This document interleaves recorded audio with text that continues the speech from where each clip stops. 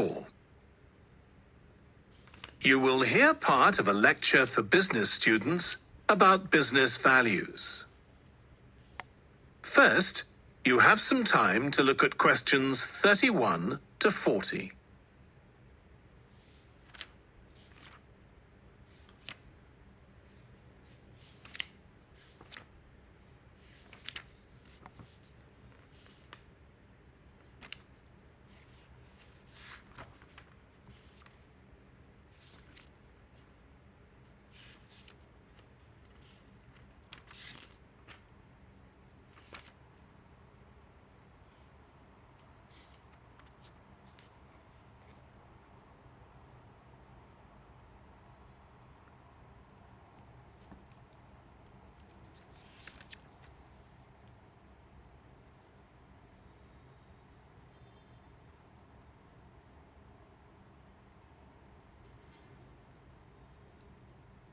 Now listen carefully and answer questions 31 to 40. In public discussion of business, we take certain values for granted. Today, I'm going to talk about 4 of them: collaboration, hard work, creativity, and excellence. Most people would say they're all good things. I'm going to suggest that's an oversimple view. The trouble with these values is that they're theoretical concepts, removed from the reality of day-to-day business. Pursue values by all means, but be prepared for what may happen as a result. They can actually cause damage, which is not at all the intention. Business leaders generally try to do the right thing, but all too often the right thing backfires if those leaders adopt values without understanding and managing the side effects that arise. The values can easily get in the way of what's actually intended. Okay, so the first value I'm going to discuss is collaboration. Let me give you an example. On a management training course I once attended, we were put into groups and had to construct a bridge across a stream using building blocks that we were given.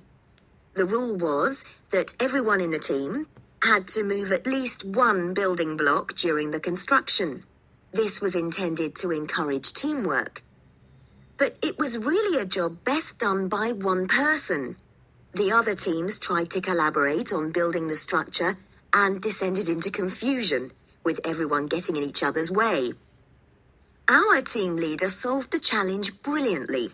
She simply asked everyone in the team to move a piece a few centimeters to comply with the rule, and then let the person in the team with an aptitude for puzzles like this build it alone.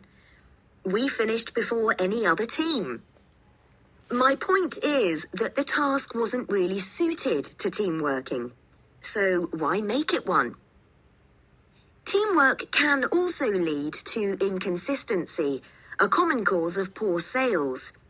In the case of a smartphone that a certain company launched, one director wanted to target the business market, and another demanded it was aimed at consumers. The company wanted both directors to be involved, so gave the product a consumer-friendly name, but marketed it to companies. The result was that it met the needs of neither group. It would have been better to let one director or the other have his way, not both.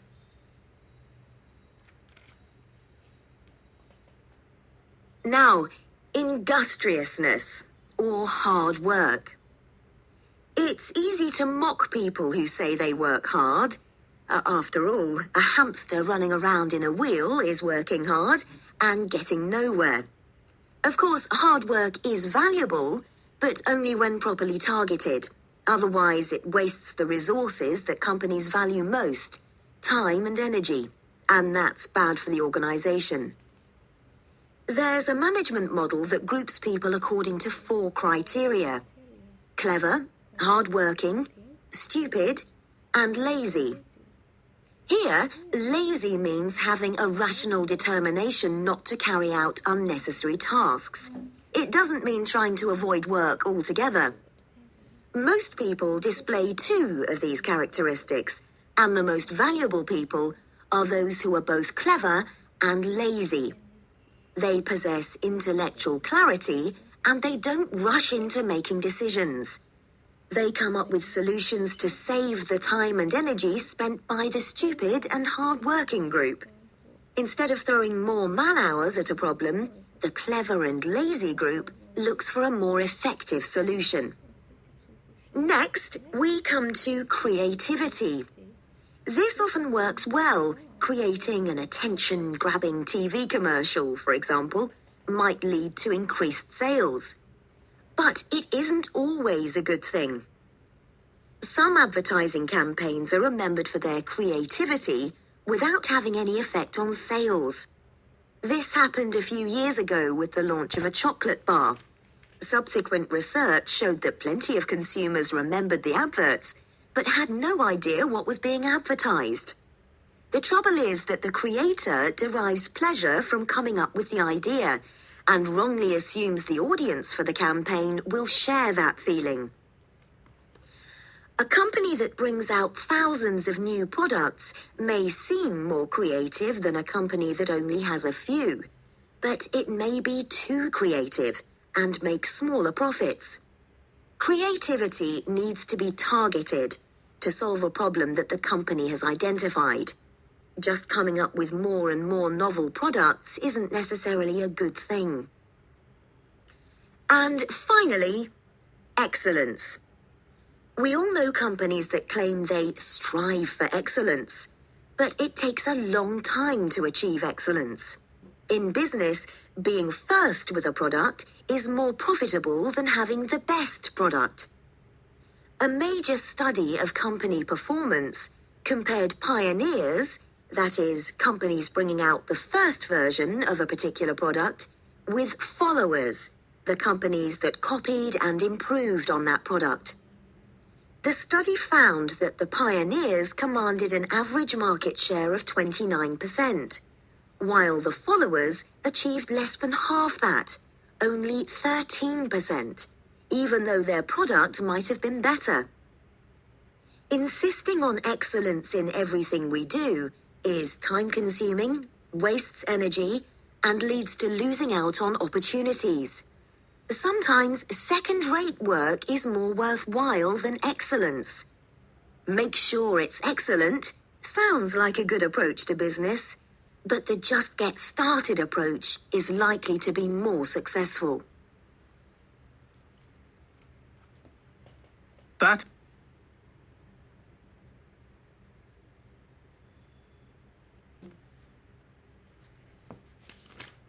Section 3. You will hear two students called Trudy and Stuart, who are both studying to be librarians, discussing a paper that they are going to write together.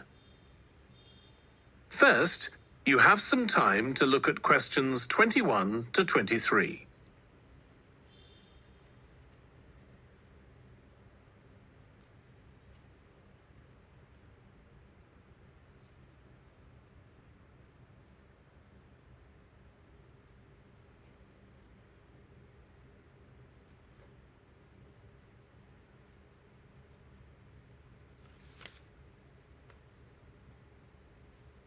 Now listen carefully and answer questions 21 to 23.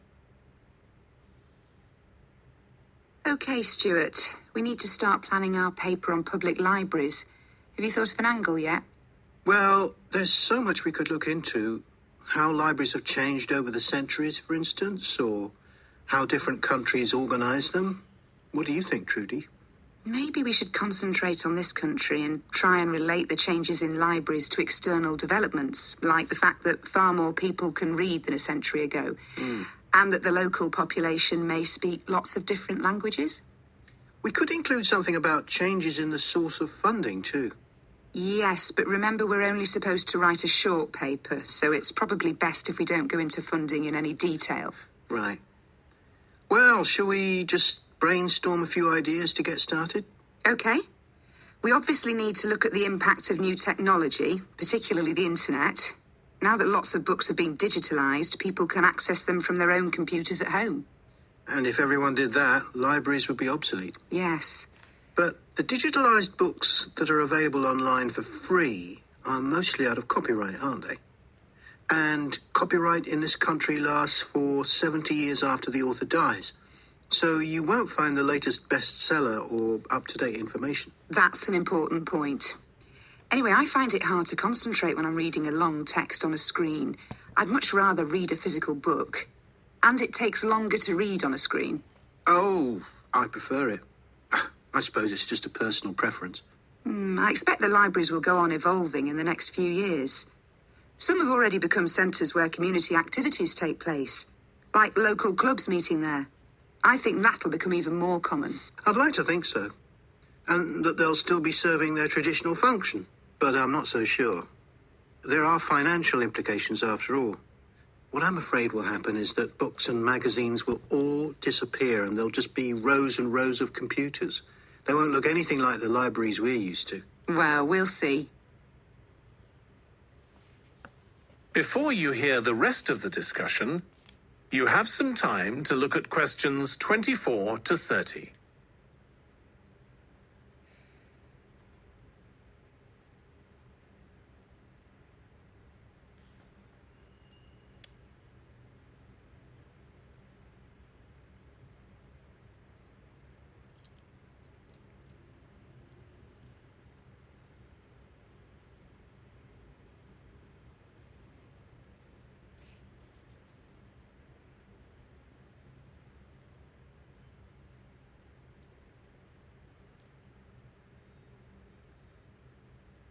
Now listen and answer questions 24 to 30. I've just had an idea.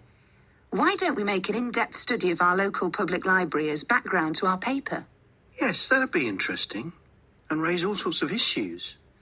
Let's make a list of possible things we could ask about, then work out some sort of structure. For instance, we could interview some of the staff and find out whether the library has its own budget or if that's controlled by the local council. And what their policies are.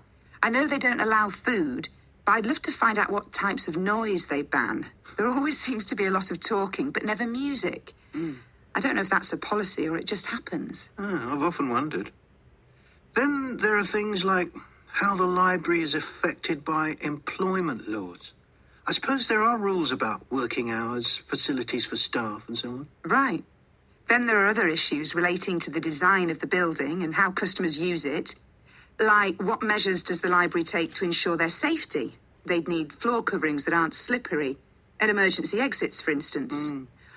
Oh, and another thing, there's the question of the kind of insurance the library needs to have, in case anyone gets injured. Yes, that's something else to find out. You know something I've often wondered? What's that? Well, you know they've got an archive of local newspapers going back years. Well, next to it, they've got the diary of a well-known politician from the late 19th century. I wonder why it's there. Do you know what his connection was with this area? No idea. Let's add it to our list of things to find out. Oh, I've just thought. You know, people might ask in the library about local organisations, like sports clubs. Well, I wonder if they keep a database, or whether they just look online. Right. I quite fancy finding out what the differences are between a library that's open to the public and one that's part of a museum, for example. They must be very different. Then something else I'd like to know is...